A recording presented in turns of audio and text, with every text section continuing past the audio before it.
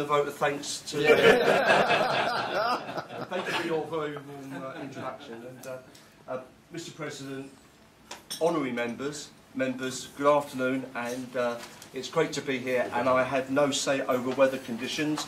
This is very much like the weather on the way to Hinckley, that some of you will recall. I'll mention that a little bit later. So, no, can I say how delighted I am to be back here and see so many friendly faces again. I'll say thank you for your warm hospitality, because it is slightly different to one of the other district governors this year. The other district governors meet about 3 times a year, and we've already had the first meeting. And at that meeting, we were talking about how's the year going so far, and we were all talking about our club visits. And one of them had gone straight to the club from work and hadn't had chance to change into the distinctive colour theme jacket for the year. Turned up early, had the Rotary pin in, and was greeted at the desk, and someone said, "Oh, you're visiting Rotarian, are you?" He said, "Yes." He said, "Oh, unlucky, you picked a bloody awful day. We got the district governor visiting." Needless to say, I've had a far better reception, so thank you very much indeed. And in the words of Samuel Pepys, that he was often quoted after such events, can I thank you for the culinary delights today and the intellectual conversation. And that was with the top table. It was with this table as well, actually. So, no, thank you very much indeed. At this stage, I just want to divert slightly from the normal speech. And the reason being, as we like to begin today, on Daylight Day Remembrance, I would just like to add my own remembrance to Bert Evans. He'd been a great support to Chelmer Bridge. He'd been a great support to me on various matters over the last year. So I'd just like to extend my own condolences on the Daylight Day to Bert. Thank you. I'd also like to say thank you to this club for the support again they've given Chelmer Bridge, and also the support that they've given me. Mentioned about conference, I thank you for your support at conference. I thank you for supporting Chelmer Bridge's events. And they talk about at times special relationships between countries. Well, I think it's probably fair to say my club and this club have got its own special relationship on supporting each other events. So I'm glad to say that, and long may it continue. And I think we've got 14 from Chelmer Bridge coming along to your jazz night at the end of the month. So look forward to seeing you there. Right, back to the formal side of things. Why am I here today? Why? Can we ask that? Yeah. I think you invited me along anyway. Okay. The main reason I'm here today is to bring greetings from the International President, Ray Smith. You could probably imagine it's a bit difficult for him to get round all 34,500 clubs in his year as RI President. So he bestows that duty onto the district governors. So delighted to be here to do that on his behalf. But from my point of view, the most important reason for being here today is to meet the most important element of Rotary. Because the most important element of Rotary are the club Rotarians and the clubs, despite what some past district governors may say. It is to meet the members, because without the membership, without the clubs, all those challenges that this world faces, that Rotary meets, could not be met. It's also to make you aware that there are resources available within district if you need them. And I'll emphasise if you need them. So I've always taken the opinion and view that whilst we work within the framework of the Rotary rules, all clubs are autonomous. All clubs have their own style, they all have their own unique projects that they wish to continue with. That the resources are there if you need them. What am I not here to do? Well, I'm not here to criticise, I'm not here to dictate, I'm not here to tell you how to run your club. As I've said just now, you know what you want from your club. But it's also here to make you aware of other recent district initiatives. I normally at this point give a bit of my life story. Thank you, Nick. That saved you half an hour on the speech. Mr. President here was saying that last week you announced I was coming along and said, oh, he's talking whatever he wants to talk about. Now, my favourite topic would be the history, life and times of a Spurs supporter, which I could do for days. But I won't do it on this occasion, maybe another night. Hooray! But can I just ask at this stage, West Ham fans here? Yes! Nice to see you got the claret. Yeah. You've come to me. This is not claret, okay? This is burgundy. It's burgundy. It's the official jacket, it's burgundy. We all stay black for West Ham. Anyway, the first reason I'm here, Ray Cleanersmith, our RI President. Ray brings his greetings to you all. Now, Ray is a member of the Rotary Club of Missouri, Rotary Club of Kirksville, Missouri.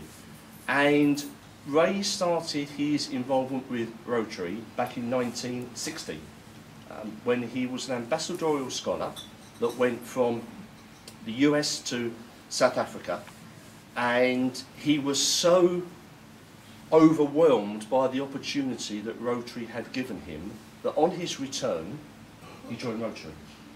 So Ray's been a Rotarian since 1961, and 50 years later he's Rotary International President.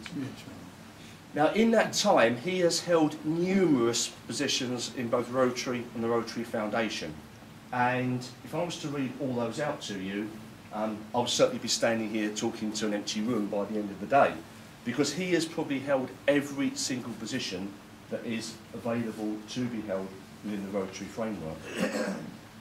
Now, I've had the fortune, and I say fortune, to meet RI President Ray on about half a dozen occasions now, and it's fair to say he is a breath of fresh air to our organisation.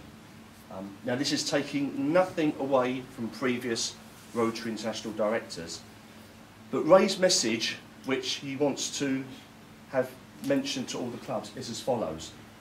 It's time for all Rotarians to look at our traditional practices. Maybe some of those traditional practices need to be re-examined. Now, that can be read in two ways, but the way I look at this is, as at work, we'd always be looking for process improvements, how to do things better, how to do things differently. Now, just because you analyse things, it doesn't necessarily mean you have to change. But all Ray is asking all clubs to do is just to look at what they're doing and just ascertain, do they believe they need to change anything? Ray comes from cowboy country, as he calls it. And he uses what he calls cowboy logic. And number one rule of cowboy logic is keep it simple. What a wonderful message to Rotarians. Keep it simple. Anyone who's attempted to fill out matching grant forms will know exactly where he's coming from. How many times has Rotary seems to make it difficult and complex for the pure sake of it? All these returns you have to do to district, I don't know. They're the sort of things of saying, are they needed? Let's re-examine what we're doing. But I would also suggest to clubs that when you're doing that, also be sensitive to the customs, practices and traditions of your own club at the same time. We've started making change in district. Some very minor things. We've increased the number of assistant governors from 6 to 8. Why? Well, I was speaking with past District Governor Colin Wynne the other evening when I was visiting Basildon Club, and he mentioned that the year he was District Governor, he had 31 clubs to visit. I have 59 to visit. Be 60 because we've got the inaugural meeting of a new club next week. So the number of clubs alone has doubled. We also worked out that he had the big advantage of not having email. He worked on the basis that anything that came through his letterbox was important and needed actioning, whereas I probably delete 95% of the emails I receive. That's after reading them, just so you know. But it just goes to show how things have changed. As a result of that, we've had to increase the number of assistant governors to reduce the workload. Otherwise, one assistant governor, the way the areas were structured, would have had 12 clubs with the to be responsible for, with the guidance from Rotary that an AG should visit each club 4 times a year. That's 48 visits on top of trying to keep their own club visits in check. Impossible to do. So, some changes there. By now, most of you will be aware of the theme for this coming year: building communities and bridging continents.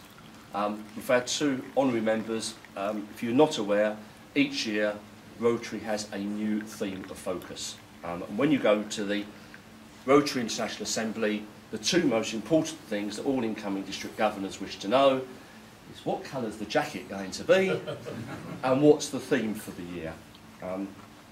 Now, a lot of you would have heard this, but if you are repeating the theme, be careful where you pause, because someone referred to this year's theme as building communities and bridge incontinence. What the theme also showed, out of interest, was that words that we take for granted don't always translate into other nationalities. We use the word, as I say, building communities. Well, if we talk about communities, you think of your local community here. I would think of Chelmsford. You may think of the communities devastated in Haiti or Pakistan. But in German, that word translated into political parties. In Scandinavia, it translated into religious groups. Well, that's what the German next to me mentioned anyway. And what they're basically saying is that those words, for an organisation that prided itself as being non-political and non-religious, initially caused some interesting discussions at our meeting. But what there was no shadow about was that everybody understood the meaning of bridging continents, what we are here as Rotary International to do. The theme had 2 purposes: to explain Rotary to non-Rotarians and to validate the work that we do internally. Despite those initial problems, everybody agreed it didn't give as much problems as to the theme of a few years ago that some of you may recall, which was sow the seeds of love. That gave script writers a load of ammunition that year on speeches. It's normally about this time people have been saying to me, you haven't heard what the new preferred projects are for this year. There's no new preferred projects from Rotary International, none from RIBI, and none from the district governor. They'd be quite right. There are no new preferred projects this year. But that doesn't give me a problem, because I know within this district we have at least 59 preferred projects, because every club is doing something. And from my experience, it's the projects that are initiated within the clubs that tend to be the most successful, the best supported, and the ones that last longest. Now, this is taking nothing away from some of the initiatives, especially things like Shelter Box, Aquabox, that I know this club has supported. But it's saying there are all the projects that are happening there. So what are the 3 elements of the strategic plan this year? Again, it's been made simple. There were 7 elements last year, 3 this year. The first is to support and strengthen clubs, with the theme of clubs being bigger, better and bolder.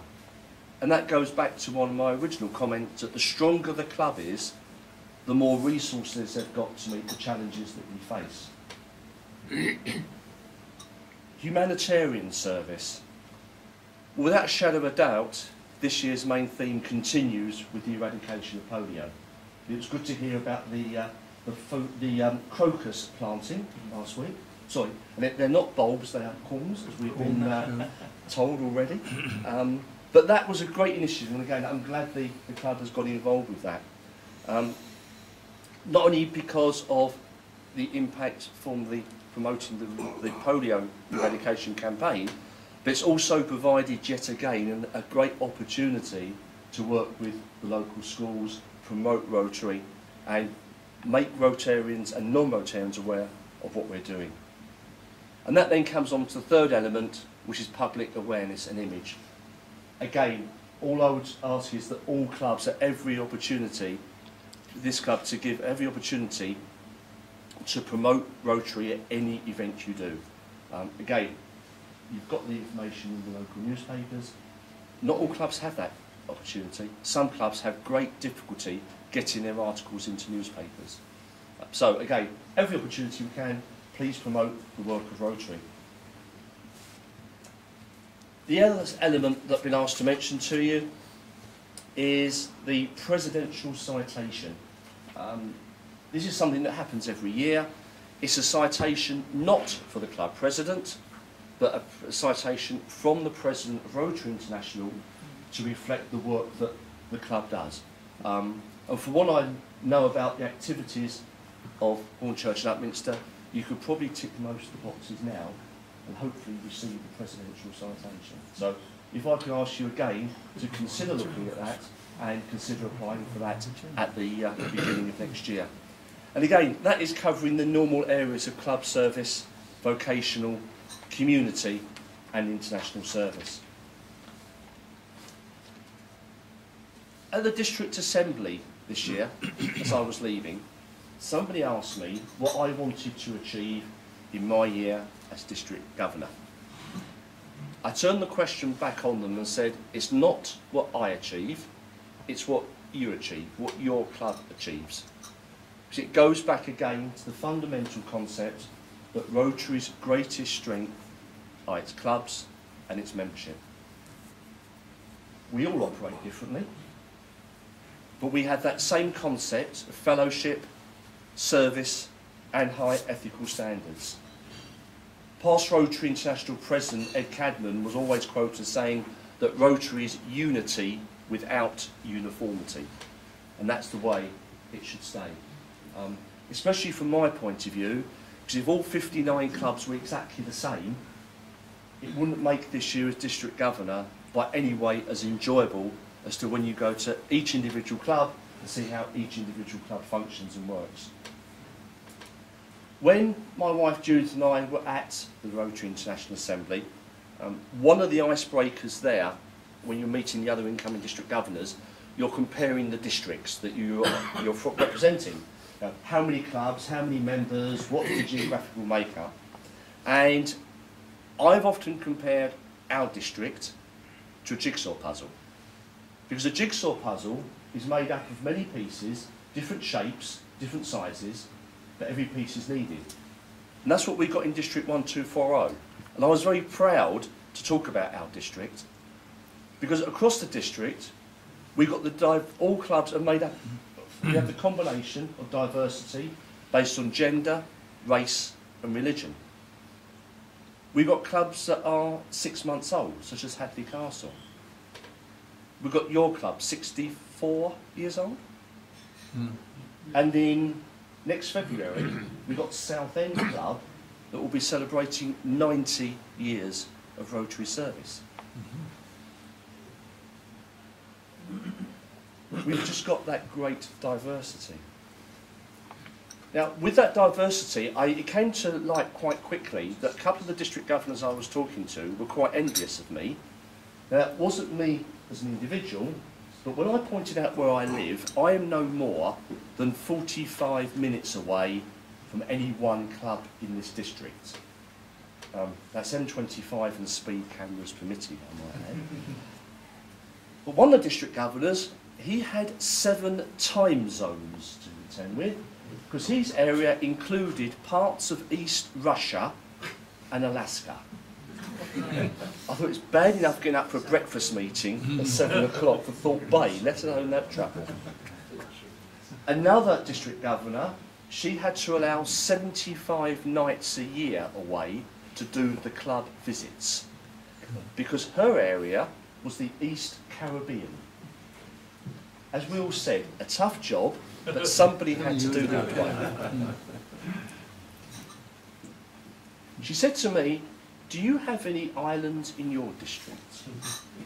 I said, "I've got 2 clubs on islands in my district. One is called Candy Island, and one is called Rosie Island." I said, do you know anything about them? She said, no. And that's how I left it. Just as well. So she's got the image that our islands here are exactly like hers. I did check the four-way test, and Canvey does have sand, it does have palm trees. So I was more or less there in the back. And then someone said they now have oil as well. But we do have a district picture we can be truly proud of. I mentioned earlier about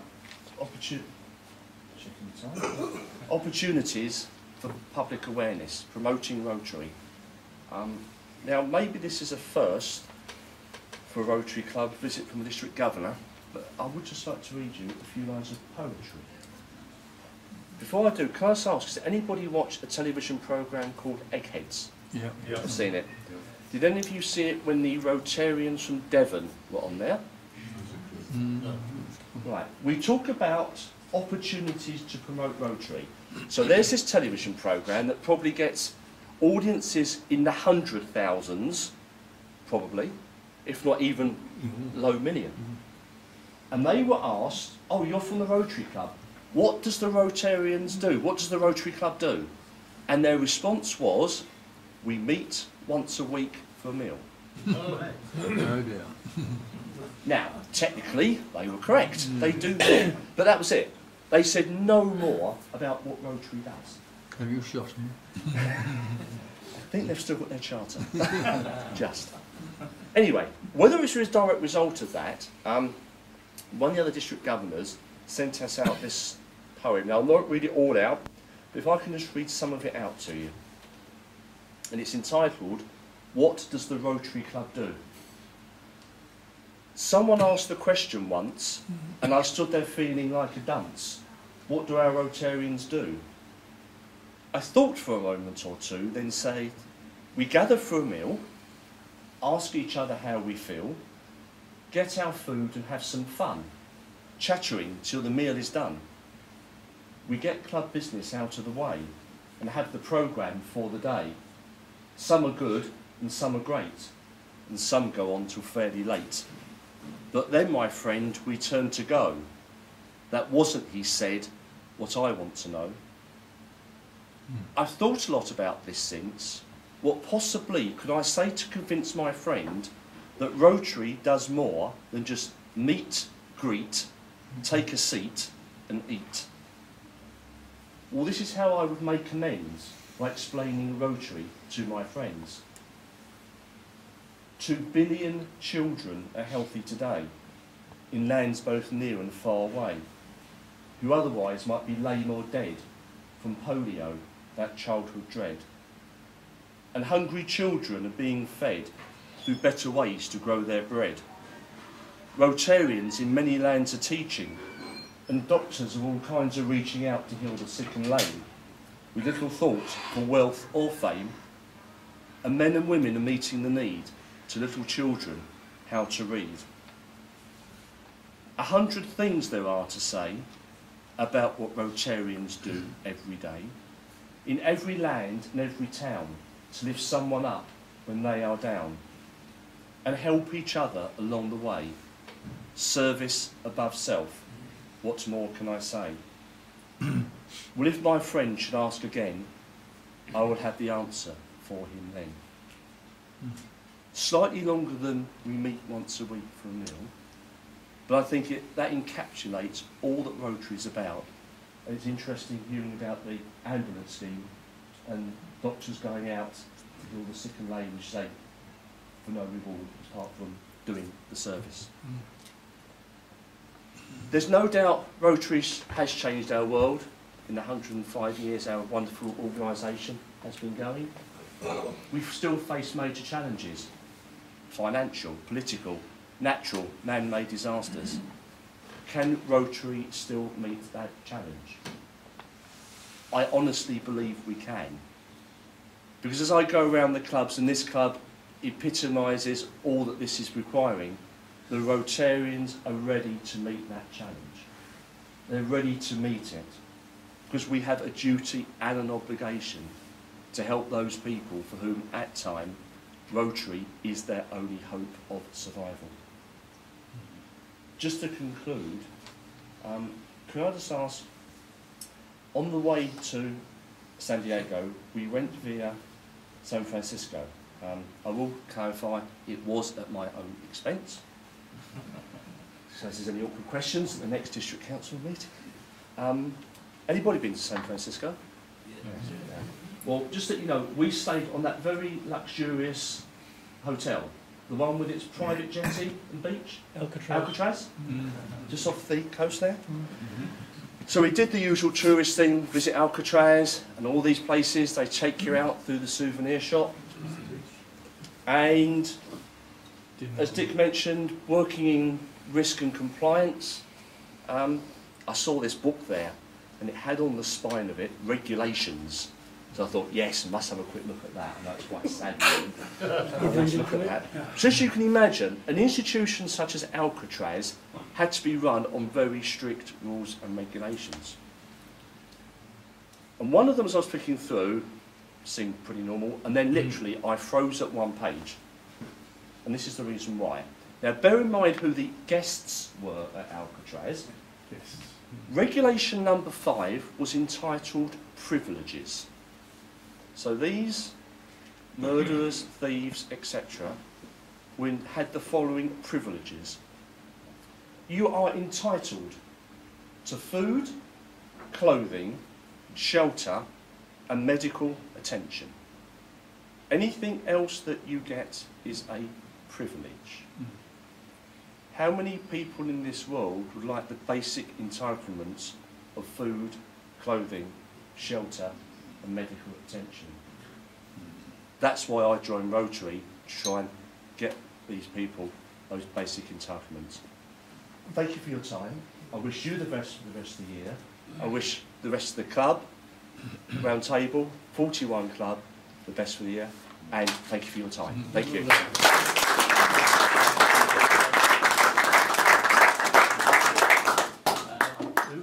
Of very quick presentations, if I may make to you, first of all, as I say, it's not possible for RI President Ray to visit every club, but can I just present you with his presidential theme banner for the year? Oh, lovely. Thank you very much. Thank you. At this stage, I bring greetings from President Mark, who you all know from Chelmer Bridge, and all the members of Chelmer Bridge. I bring greetings. And again, as a lot of you will know, last year was our 25th anniversary at Chelmer Bridge, and in recognition of that and my year as District Governor representing the club, we had a limited edition banner made. I don't expect to see this on eBay tomorrow, but if I could present you with our banner that's been done for this year. Hold it. Hold it. Oh, the battery's gone.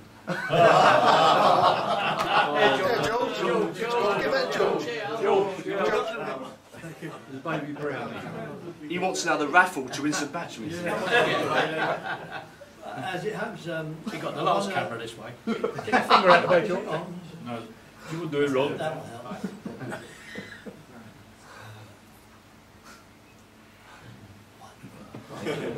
Thank you very much, Ian.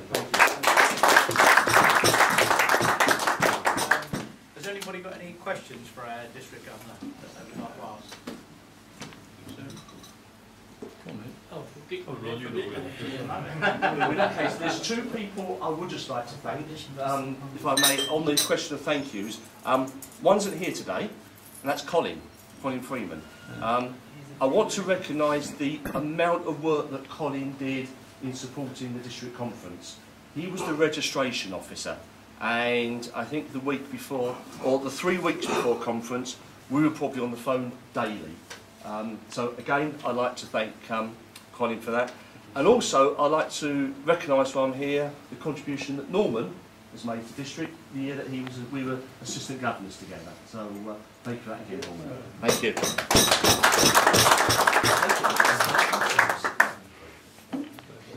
It's my privilege and pleasure, without drinking it, to give a vote of thanks to you, District Governor Bob.